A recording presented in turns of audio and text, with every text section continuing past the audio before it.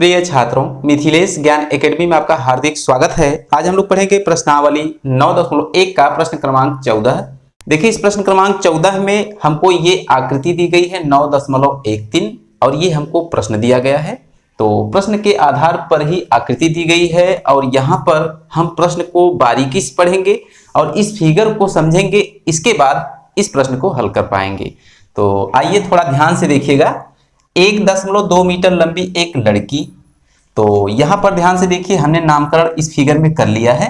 तो सी से लेकर एफ तक 1.2 मीटर लंबी एक लड़की खड़ी है। ध्यान से देखिए, यहाँ इसकी आंख है। भूमि से 88.2 मीटर की ऊंचाई पर, तो ये रहा जो एफ से लेकर जी तक की रेखा है, यही भूमि है। कह रहा है कि भूमि पर 88.2 मीटर की ऊंचाई पर, तो यहां से लेकर यहां तक या यहां से लेकर यहां तक दोनों ही 88.2 मीटर की ऊंचाई पर हैं। एक क्षैतिज रेखा में, क्षैतिज का मतलब होता है एक सीधी रेखा में, हवा में उड़ रहे गुब्बारे को देखती है। तो यहां पर लड़की है, यहां पर इसका नेत्र है और यहां से पहली कंडीशन ये है कि इसने गुब्बारा को यहां देखा। इसके बाद किसी भी क्षण लड़की की आंख से गुब्बारे का उन्नयन कोण 60 अंश है। तो कहने का मतलब ये लड़की जब यहां से इस गुब्बारे को देखती है, ये पहली कंडीशन है, तो इसकी जो सामान्य दृष्टि रेखा है पहले ये थी, ये जो लाइन जा रही है, जैसे ही गुब्बारे को देखती है तो इसकी दृष्टि रेखा ये हो जाती है। तो सामान्य दृष्टि रेखा और नई वाली दृष्टि रेखा दोनों के बीच बना हुआ कोण उन्नयन कोण कहलाता है, जो कि 60 अंश दिया गया है। तो यहां से लेकर यहां तक 60 डिग्री हमने लिख दिया। तो ये गुब्बारा हो चुका। कह रहा है कुछ समय बाद उन्नयन कोण घटकर, तो घटने का मतलब क्या हुआ कि गुब्बारा उसकी आंखों से दूर जा रहा है, सीधी सी बात है। तो यहां पर गुब्बारा था, तो दूर जाने का मतलब इधर जा रहा है। यदि इधर आता तो उसका उन्नयन कोण बढ़ जाता। क्यों? क्योंकि उसकी नेत्रों के सटीक आता तो उसका उन्नयन कोण बढ़ जाता। तो यहां पर ये गुब्बारा ए से लेकर डी तक चला गया, तो ये इसकी सामान्य दृष्टि रेखा है और ये इसकी नई वाली दृष्टि रेखा है गुब्बारे की दूसरी कंडीशन को देखने के लिए। तो यहाँ पर कोण जो बन रहा है वो 30 अंश का हमने यहाँ पर दर्शाया है, ये फिगर में दिया गया है। 30 अंश हो जाता है। कह रहा है कि देखिए आकृति 9.13, तो हम लोगों ने 9.13 आकृति को पूरा देख लिया है। इस अंतराल के दौरान गुब्बारे द्वारा तय की गई दूरी ज्ञात कीजिए। तो इस अंतराल का मतलब ए से लेकर डी तक की दूरी हमें ज्ञात करना है। तो इसका कहने का मतलब ये है कि बी से लेकर ई तक की दूरी या ए से लेकर डी तक की दूरी दोनों समान हैं। तो कहने का मतलब हम बी से लेकर ई तक को ज्ञात कर लेंगे तो हमारा क्वेश्चन हल हो जाएगा। तो कहने का मतलब यहाँ पर सबसे पहले इस पूरे फिगर को हम अपने हल में लिखेंगे जो हमको दिया है। तो जैसा कि आप देख रहे हैं, हमने चित्रानुसार लिख लिया है। CF 1.2 मीटर लंबी एक लड़की भूमि पर खड़ी है, जैसा कि आपने समझा था। लड़की से कुछ दूरी पर, कुछ दूरी का मतलब यहां से लेकर यहां पर 88.2 मीटर की ऊंचाई पर एक गुब्बारा उड़ रहा है। तो यहां से लेकर यहां तक की ऊंचाई 88.2 मीटर है। क्यों? क्योंकि ये ऊंचाई इस ऊंचाई के बराबर है। लड़की की आंख से गुब्बारे का उन्नयन कोण 60 अंश है। तो ये 60 अंश आप समझ चुके हैं, उसी बात को हमने यहाँ पर लिखा है। कुछ समय बाद घटकर 30 अंश हो जाता है। तो यहाँ से यहाँ तक जाने में कुछ समय गुजरा और इसका जो उन्नयन कोण 60 अंश था वो घटकर 30 अंश हो चुका है। इस प्रकार हमने पूरा बायोडाटा बना लिया है और मिला क्या है, कोण ACB बराबर 60 अंश। ध्यान से देखिए, ACB बराबर 60 अंश और DCE बराबर 30 अंश। DCE अर्थात ये छोटा वाला 30 अंश, बड़ा वाला 60 अंश। CF बराबर 1.2 मीटर, CF बराबर 1.2 मीटर, DG बराबर AH। ध्यान से देखिए, D से लेकर G तक और A से लेकर H तक दोनों दूरियां, ऊंचाइयां बराबर हैं। तो 88.2 मीटर हमने लिख दिया है। अब थोड़ा सा आपको ये ध्यान देना है कि जब यहां से लेकर यहां तक 88.2 मीटर है और यहां से लेकर भी यहां तक 88.2 मीटर है और ये लड़की की जो ऊंचाई है CF 1.2 है, तो कहने का मतलब लड़की की ऊंचाई यहां भी काम कर रही है, B से लेकर H तक, तो 1.2 मीटर यहां भी होगा। E से लेकर G तक, यहां से लेकर यहां तक भी 1.2 मीटर होगा। तो हमारा कहने का मतलब ये है कि बी से लेकर ये ए तक की यदि हम दूरी को ज्ञात करना चाहें तो पूरे ऊंचाई में से इस लड़की की ऊंचाई को हम घटा देंगे तो हमको बी से लेकर ए तक की ऊंचाई मिल जाएगी। इस बात को आप समझ गए होंगे। तो 88.2 मीटर में से 1.2 मीटर हम घटा देंगे तो हमको 87 मीटर मिलेगा। तो कहने का मतलब ए से लेकर बी तक 87 मीटर हम लिख सकते हैं। जस्ट इसी प्रकार से डी से लेकर ई तक को भी हम 87 मीटर लिख सकते हैं। तो इस बात को हम यहाँ पर दर्शाएंगे। तो जैसा कि आप देख रहे हैं हमने बी से लेकर ए तक को 87 मीटर यहाँ पर दर्शा दिया है। जस्ट इसी प्रकार से ई से लेकर डी तक को भी 87 मीटर दर्शा दिया है। आप समझ भी चुके होंगे। तो यही पूरा का पूरा मैटर है इस क्वेश्चन का और इस फिगर का। तो आप फिगर को और क्वेश्चन को भली भांति समझ रहे होंगे। इसके बाद हमको करना क्या है कि यहाँ पर दो समकोण त्रिभुज का फॉर्मेशन हो रहा है अर्थात निर्माण हो रहा है। पहला समकोण त्रिभुज है ए बी सी और जस्ट इसी प्रकार दूसरा समकोण त्रिभुज है डी ई सी। तो आपको दोनों समकोण त्रिभुज में से किसी को पहले और किसी को बाद में लेंगे तो दो इक्वेशन प्राप्त होंगे। बारी बारी से दोनों को लेना है और दोनों में त्रिकोणमिति के सूत्र को अप्लाई करना है। तो यहाँ पर प्रश्न उठता है कि हम किस समकोण त्रिभुज को पहले लें और किसको बाद में। तो उत्तर इसका यह है कि हम किसी को पहले और किसी को बाद में ले सकते हैं। हमारा रिजल्ट सेम आने वाला है। तो हम सबसे पहले लेते हैं ए बी सी को। तो समकोण त्रिभुज ए बी सी की बात करें तो यहाँ पर ध्यान से देखिए कि ए से लेकर बी तक को हम लंब नाम देंगे। क्यों? क्योंकि जो 60 अंश है ये थीटा का काम कर रहा है। तो थीटा के जस्ट सामने वाली भुजा को हम लंब नाम देते हैं। तो ए बी लंब का काम कर रहा है और यहाँ पर आधार से रिलेटेड क्वेश्चन है। क्यों? क्योंकि हमें बी से लेकर ई तक की दूरी ज्ञात करना है। तो ए से लेकर डी तक की दूरी को वहां पर वेरीफाई हो जाएगा। तो कहने का मतलब सी से लेकर बी तक को हम क्या नाम देंगे? आधार नाम देंगे। क्यों? क्योंकि ये 90 अंश की निचली भुजा है। तो 90 अंश के नीचे वाली भुजा को हमेशा हम आधार नाम देते हैं और 90 अंश के सामने वाली भुजा को कर्ण नाम देते हैं। तो यहाँ पर कर्ण का कोई औचित्य नहीं है। कर्ण से हमसे कोई विशेष मतलब नहीं है। तो लंब और आधार की बात की जा रही है तो हम कौन सा फलन लेंगे? आइए थोड़ा सा लाल बटा कक्का को देख लेते हैं जो कि हम बार बार देखते आ रहे हैं। तो ये रहा लाल बटा कक्का। ये जो पहला अनुपात है ये साइन को प्रदर्शित करता है और जो दूसरा अनुपात है ये कॉस को प्रदर्शित करता है और ये जो तीसरा और आखिरी अनुपात है ये tan थीटा को प्रदर्शित करता है। तो कहने का मतलब तीसरा है लंब बटे आधार। तो यहाँ पर tan थीटा वाला फलन काम करेगा। तो हम लिखेंगे चूंकि tan थीटा बराबर होता है लंब और बटे आधार। तो आपको थोड़ा सा बारीकी से समझना है कि इसमें लंब क्या है।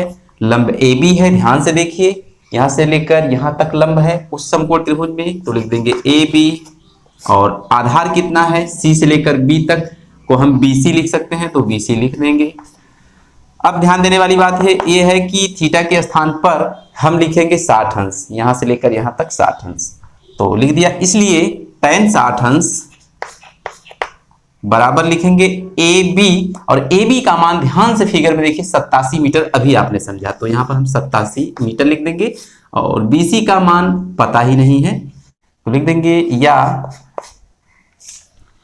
देखिए tan 60 अंश का मान हम जानते हैं कि करड़ी में 3 होता है और बराबर 87 और पूरे के बटे BC हम लिख सकते हैं।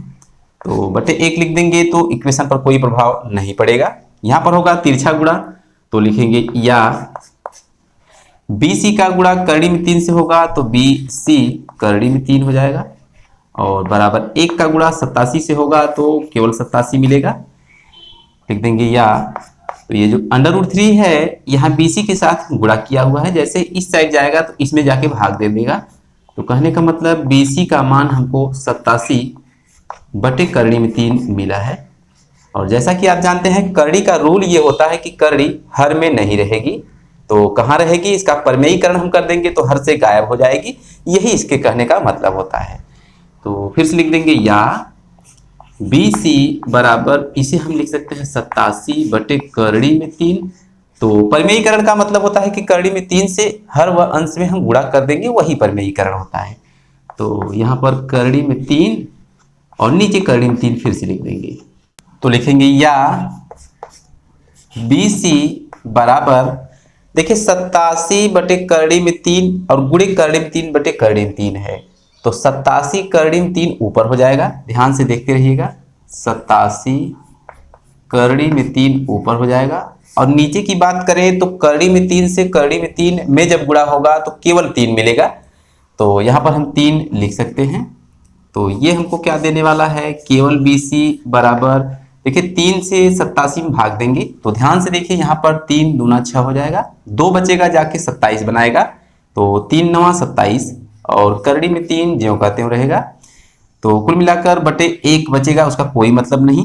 तो हमें मिला क्या, BC बराबर 29√3 मीटर। तो इसे हम इक्वेशन फर्स्ट नाम दे देंगे। तो ये है हमारा इक्वेशन फर्स्ट। कहाँ से मिला, समकोण त्रिभुज ABC से मिला, जो कि हमने आपको बताया था कि एक समकोण त्रिभुज से एक इक्वेशन प्राप्त होगा और दूसरे समकोण से दूसरा इक्वेशन प्राप्त होगा। तो यहाँ पर हम अब लेंगे दूसरा समकोण त्रिभुज DEC। तो जब हम समकोण त्रिभुज DEC की बात करेंगे तो यहाँ पर आपको ध्यान देना है कि जो उन्नयन कोण है वो 30 अंश का यहाँ पर बन रहा है। तो इसी के जस्ट सामने वाली भुजा को हम लंब नाम देंगे, अर्थात D से लेकर E तक को हम लंब कहेंगे, जो कि 87 मीटर है। तो यहाँ पर हम लिखेंगे tan थीटा, जो कि लंब और आधार की बात वहां पर भी की जा रही है। तो फिर से वही tan थीटा और थीटा के स्थान पर हम 30 अंश का इस्तेमाल करेंगे। तो tan 30 अंश बराबर हो जाएगा लंब, और लंब का मतलब 87 मीटर, और आधार, तो आधार की बात करें तो C से लेकर पूरा E तक इस समकोण त्रिभुज का आधार है। ध्यान से आप देख सकते हैं, लिख देंगे CE। तो आपको थोड़ा सा ध्यान देना है कि tan 30 अंश का मान हम बार बार पढ़ते आ रहे हैं कि 1 बटे करड़ी में 3 होता है, और बराबर 87 ज्यों का त्यों रहेगा। और CE को थोड़ा फिगर में आइए हम समझते हैं कि CE क्या है। CE को हम लिख सकते हैं 2 भागों में बांटकर, जो कि फिगर हमसे कह रहा है, अर्थात C से लेकर B तक प्लस B से लेकर E तक को हम जोड़ देंगे तब भी CE कहा जाएगा। तो हम इसी बात को लिखेंगे कि CB प्लस BE। ध्यान से देखिए, BC प्लस BE। तो फिर से आप समझ लीजिए, BC प्लस BE को भी हम यही CE कह सकते हैं। तो BC प्लस BE हमने लिख दिया। क्यों ऐसा लिख दिया, चूंकि हमें BC का मान इक्वेशन फर्स्ट से पता चल चुका है, इसलिए हमने इस CE को 2 भागों में डिवाइड करके लिख लिया है। हमारा प्रश्न हल होने वाला है, तो इसे हम इक्वेशन सेकंड नाम दे देते हैं। तो आपको फर्स्ट और सेकंड थोड़ा बारीकी से देखना है कि इक्वेशन फर्स्ट हमसे कह रहा है कि BC बराबर 29 करड़ी में 3 मीटर हमको मिला है, और सेकंड कह रहा है कि यदि हमें BC का मान कहीं से मिल जाता तो हम BE का मान आपको दे देते, जो कि हमें चाहिए। तो हम लिखेंगे नीचे एक लाइन की समीकरण सेकंड में BC बराबर 29 करड़ी में 3 रखने पर। तो आपको थोड़ा सा ध्यान देना है, हमने लिख दिया समीकरण सेकंड में समीकरण फर्स्ट से BC बराबर 29 करड़ी में 3 रखने पर। तो इस बात को हम यहाँ इसको मिटाकर हल करेंगे। तो समीकरण सेकंड को आप ध्यान से देखिए, 1 बटे करड़ी में 3 तो ज्यों का त्यों लिखा जाएगा।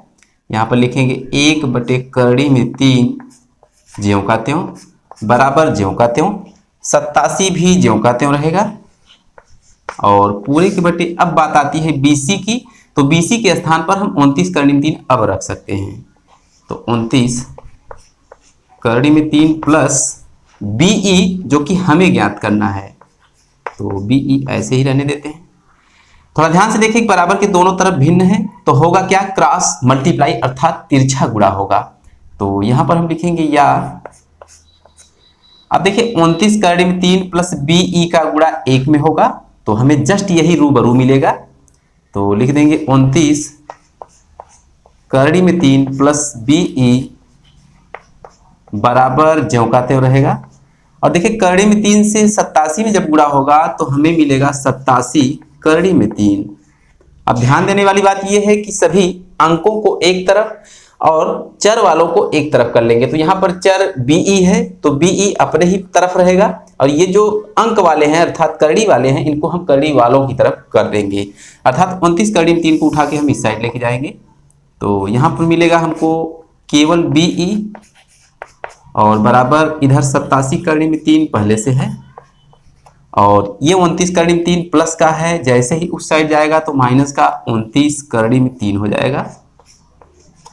तो कुल मिलाकर आपको थोड़ा सा ध्यान देना है कि 87 करड़ी में 3 और 29 करड़ी में 3 दोनों में से करड़ी में 3 कॉमन है, तो हम करड़ी में 3 को बाहर कर लेते हैं और एक ब्रैकेट लगाएंगे जो बचा है उसको लिखने के लिए। यहाँ पर बचा है 87, यहाँ बचा है माइनस और यहाँ बचा है 29। तो ये बात आपको समझ में आ रही होगी। फिर लिखेंगे बराबर करड़ी में 3 ज्यों का त्यों रहेगा, ब्रैकेट लगाएंगे। ये देखिए 17 में से 9 घटा देंगे तो हमको मिलेगा 8 और यहाँ बचेगा 7 में से 2 घटा देंगे 5।